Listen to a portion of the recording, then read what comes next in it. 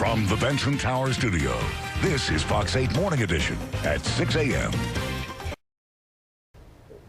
Thank you, Chris. 7:26 is your morning time. We are in full swing of hurricane season, but some families aren't ready when it comes to supplies. So joining us with the tips for staying ready for the storm is Dr. Meredith Maxwell with the Touro Infirmary. Dr. Maxwell, always a pleasure when you visit. Thank you. Mistakes people could make it sound so simple. What's the best advice you give folks on how to prepare for storms as far as food?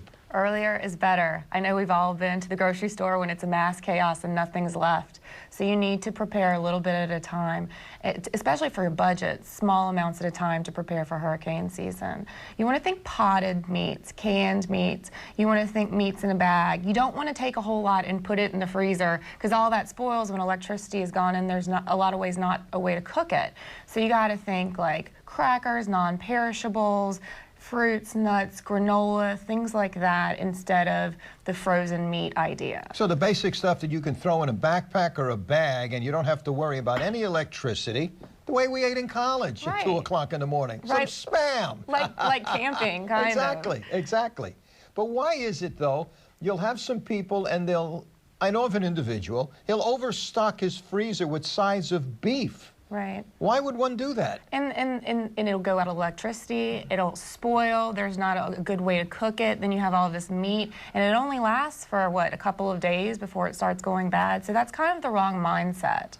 You want to think like soups, of course the non-condensed kind, like ravioli, like the kind in a can, the spaghetti, the stuff that you can just put in a bowl and it's good to go whether you have electricity or not. So the idea, too, when you said it's better to plan early, what's the old saying, plan while it's calm outside. Right. You can think clearly, right. Not any no duress. And there'll be things left to buy. Exactly. What about medical supplies, too? That's got to be on the checklist. Definitely. A common sense, but people forget. Definitely. Well, you also want to think about infants and babies and things that they would need, as well as elderly and the disabled.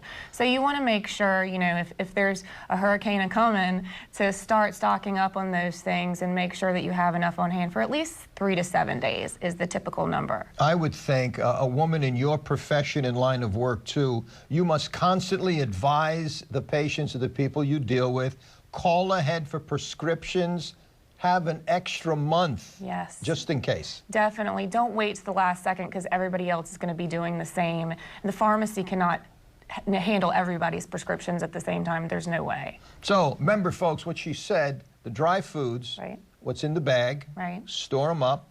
Right. It requires no heating, no refrigeration, best route to go. And 3 gallons of water per person at least. Okay, 3 per person. Yes, 3 gallons. Okay, and she also wanted to mention ketchup, because ketchup on Spam is dynamite, right? And peanut butter and jelly. Exactly, the great PB&J. Exactly. Dr. Maxwell, thanks as always for course. coming in.